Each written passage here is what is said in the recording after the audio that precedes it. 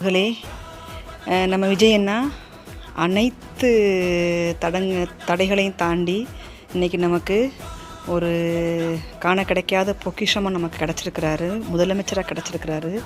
அவரோட அமைதி எல்லாத்தையும் கடந்து அமைதியாக கடந்து போகிற அந்த ஒரு செயலால் தான் இன்றைக்கி அவருக்கு முதலமைச்சர் அரியணை கிடச்சிருக்கு. நான் அந்த கட்சியில் சேர்ந்துட்டு, அதாவது சிவகங்கை சட்டமன்ற தொகுதிக்கு உட்பட்ட கல்லல் தென்மேற்கு ஒன்றியத்தில் நான் மகளிர் அணி அமைப்பாளராக இருக்கிறேன்.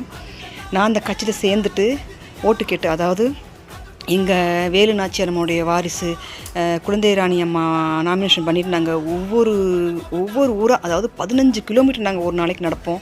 வெயில் மழை இதெல்லாம் நாங்கள் பார்க்கல, நம்ம தளபதியை கொண்டாடணுங்கிற ஒரே நோக்கத்தோடு நடப்போம். அப்போ எங்களுக்கு ஏகப்பட்ட கேலி கிண்டல் வரும். சில பேருக்கு அப்படி முறைச்சி பார்ப்பாங்க. இந்த துண்டை போடுறதுக்கு எங்கள் ஊரில் யோசிச்சாங்க. துண்டை போட்ட முதல் நான் தான். இந்த துண்டை போட்டு கட்சி கொடி ஏந்தி நாங்கள் போய் ஓட்டு கேட்டோம்.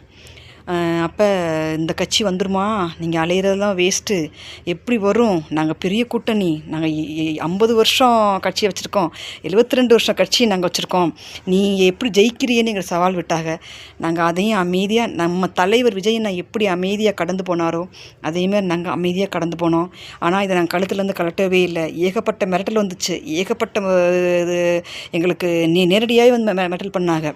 நாங்கள் அசரலை, யாருக்கும் நாங்கள் பயப்படலை. நெஞ்சத்தில் தூய்மையான ஒரு மனப்பான்மையோட விஜயண்ணா வெற்றி அடையணுங்க ஒரே நோக்கத்தில் நாங்கள் நடந்து ஓட்டு கேட்டோம்.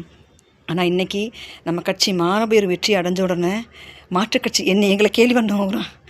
ஐயோ, இப்படி தெரிஞ்சால் நாங்கள் சேர்ந்துருப்போமே, நாங்கள் வர்றோம், நீங்கள் வரணும். எனக்கு ஒரு நாளைக்கு இப்போ நேற்றுலேருந்து எனக்கு ஒரு 25 ஃபோன் கால்ஸ் வந்துருச்சு.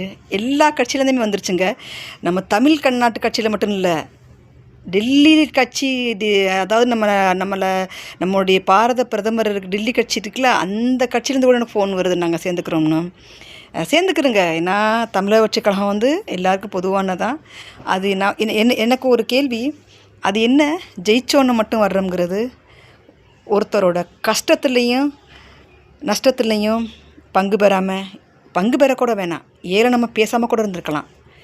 பேசிட்டு இன்றைக்கி ஜெயிச்ச உடனே நாங்கள் வரோம் நீங்கள் வரோன்னா எப்படி பாஸ்? சரி, தமிழக வெற்றி கழகம் எல்லாருக்கும் பொதுவானதான். நன்றி, வணக்கம்.